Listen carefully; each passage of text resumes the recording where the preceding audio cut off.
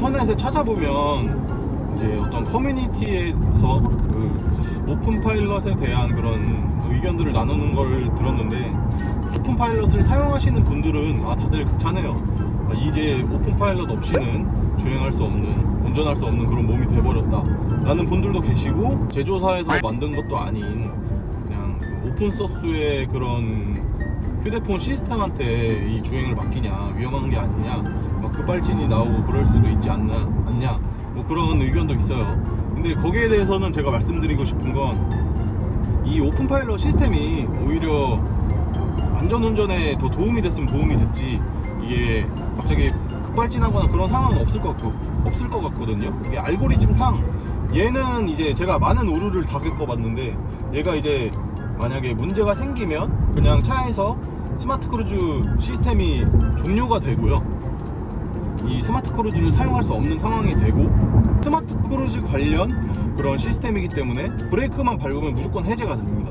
예. 브레이크만 밟으면, 아니면 크루즈 컨트롤을 해제하면 이게 무조건 종료가 됩니다. 그렇기 때문에 거기에 대한 걱정은 조금 덜으셔도 되지 않을까. 오히려 얘가 이 차량에 대해서 경보를 울리고, 예를 들어서 코너가 너무 가파른데 스마트 크루즈를 사용하고 있다 그러면 이제 조향을 바로 하십시오 이런 식으로 경고등이 뜨거나, 충돌 위험이 있다 라고 경보음을 띄워주거나, 그런 것들이 안전운전에 방해가 된다, 운전자의 위험이 된다, 그런 거는 아직까지는 잘 모르겠어요. 예, 물론 더 사용해서 만약에 에러를 더 발생시키고 그러다 보면 알겠지만, 예, 저희 유튜브 채널 구독자님들은 아시겠지만, 제가 이제 지금 차량이 이렇게 들어오는데, 맞아, 이거 이렇게 들어오면 사고 나요. 이런 경우가 있을 수 있기 때문에 전방 주시를 무조건 해야 된다. 방금도 이제 제가 인식을 한 상태여서 만약에 차가 들어왔으면 피할 수 있었는데 그냥 가만히 있었습니다.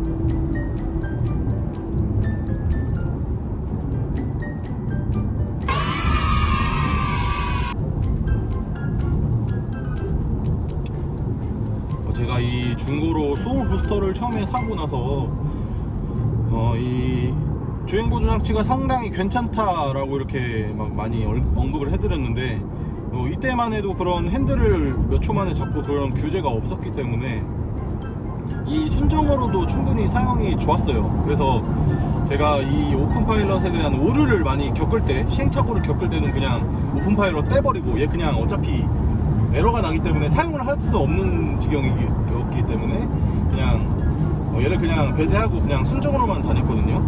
근데 이 오픈 파일럿을 설치하고 나니까 순정보다 훨씬 괜찮다는 생각이 듭니다. 뭐 가감속이라든지 가속 감속이라든지 뭐 코너 주행하는 거라든지 그런 것들이 훨씬 더 나아졌기 때문에 좋습니다. 또 한 가지 장점 중에 하나는 얘는 차선 변경이 가능하다는 건데요. 그 차선 변경이라는 게, 여기서 이제 제가 깜빡이를 키면, 예, 핸들을 살짝 돌려줍니다. 핸들을 완벽하게 다 돌려주는 게 아니고 핸들을 살짝만 돌려줘요. 그러면 얘가 옆 차선을 찾아서 들어간 다음에 차선을 맞춰서 다시 중앙을 세팅해서 다시 주행하게 됩니다. 예. 그 아이오닉 5 같은 경우는 아이오닉 5 HD2도 차선 변경이 되는데요, 제가 걔를 사용했을 때는 이 차선 변경 기능을 거의 사용 안 했어요. 왜냐면은 그 차선 변경에 대한 그 작동 조건이 너무 까다로워서 핸들을 잡고 있어야 되고, 옆에 차가 없어야 되고, 그리고 또 적정한 속도가 돼야 되고, 작동 조건들이 많이 있어서 사용을 안 했어요. 거의 사용하려면 세워라 내워라, 그리고 차선 변경 속도도 상당히 느리고요. 근데 이제 얘는 이 운전자의 어느 정도 판단을 믿고 자기는 그냥 차선 변경만 개입을 하는 그런 시스템이기 때문에 차선 변경 기능을 좀 많이 쓰는 것 같아요. 지금도 이렇게 가다가 옆에 차선 비어서 돌려버리면 다시 돌리기만 하면 다시 돌아오는 건 지가 알아서 합니다.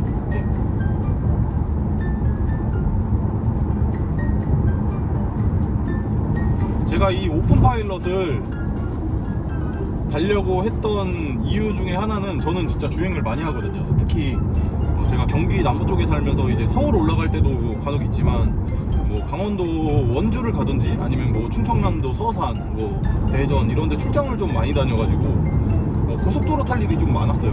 그래서 고속도로를 좀 주행을 보조할 수 있는 그런 시스템이 없을까.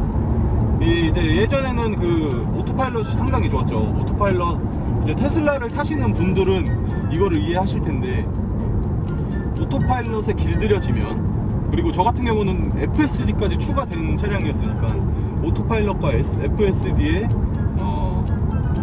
몸이 길들여지면 다른 차량은 타지 못한다. 이거는 다 누구나 체험을 하실 거예요. 근데 이제 저 같은 경우는 뭐 여러 가지 사정 때문에 또 테슬라를 판매했어야 했고, 뭐 돈 때문이죠. 근데 이제 제가 타고 싶은 차는 뭐 현대기아의 니로나 코나 그런 차량들이 있었고, 볼트이브까지요. 보조 장치를 테슬라에 가깝게 구현할 수 있는 시스템이 없을까, 저의 피로도가 좀 훨씬 낮아질 수 있는 그런 시스템이 없을까 해가지고 찾아보던 것 중에 하나가 이제 오픈 파일럿이었는데, 이게 이제 제가 앞에 말씀드렸던 그런 단점들이 제가 직접 만질 수 없는 그런 정보를 얻기도 쉽지 않고, 이 시스템도 구하기가 쉽지가 않아가지고 지금 좀 세팅하는데 좀 한 2달 정도 걸렸거든요. 뭐 어쨌든 이게 뭐 우여곡절 끝에 시스템을 설치하긴 했지만, 설치하고 나니까 만족스럽다. 특히 저같이 이제 고속도로를 많이 다니는 분들에게는 큰 도움이 되실 것이다 라는 게 이제 제 생각입니다. 이게 이렇게 이제 코너로 진출을 하는데요, 여기 지금 설정 속도가 너무 높게 돼 있어서 한 뭐 70에서 60 정도로 하면은, 지금 80으로 해놨는데요, 커브 구간 속도 제어중 하면서 지가 알아서 나갑니다. 이 정도. 테슬라가 가장 좋았던 게 이 코너링 주행 능력, 코너 추중성이 상당히 좋았어요. 코너에서도 차선을 놓치지 않고 핸들 토크를 꽉 잡아주면서 이렇게 주행을 할 수 있다는 점이 좋았는데, 이 오픈 파일럿 같은 경우도 어느 정도까지는 이 속도가 너무 빠르지만 않으면 주행을 해 나가는 것 같습니다.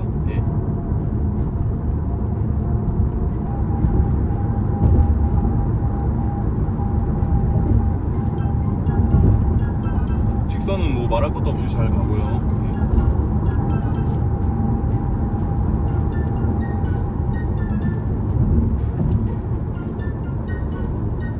토너도 미리 감속을 해서 이렇게 진출을 합니다.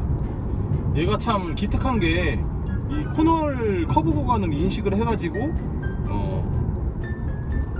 감속을 해서 주행을 합니다.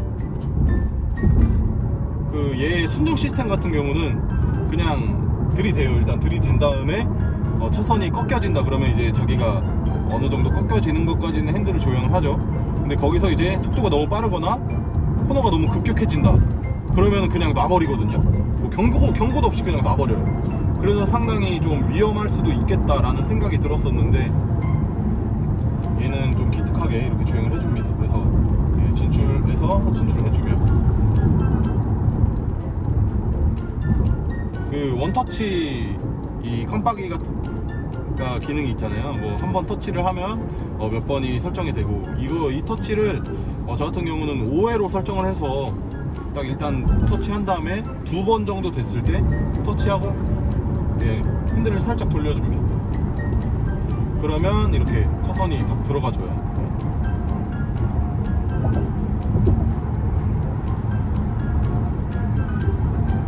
지금 여기가 이제 서해안 고속도로인데요, 조금 차량이 통행량이 많아요.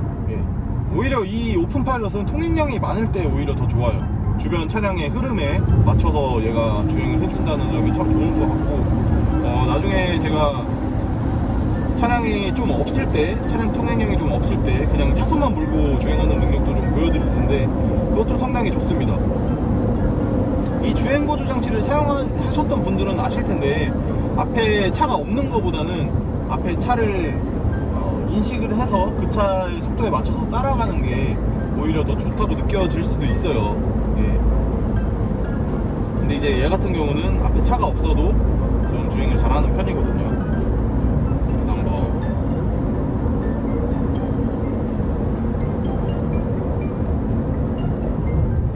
오픈 파일럿에 대한 그런 문의점 같은 거, 이게 정보가 얻기가 상당히 힘들더라고요. 저도 이거를 어디다 물어볼 데도 없고, 그래서 이제 그냥 돈으로 해결하자, 그런 생각으로 이제 돈을 쓰려고 했었는데, 예, 그냥 어떻게 제가 물건은 다 갖고 있는 상황이라서 돈을 쓰긴 좀 아쉽더라고요. 그래서 어떻게 그냥 포기 상태에서 지금 살려냈는데, 예, 지금 이게 참 보람이 있는 것 같습니다. 지금 또 앞에 마침 또 앞에 차가 밀리는 상황이 그렇게 오네요.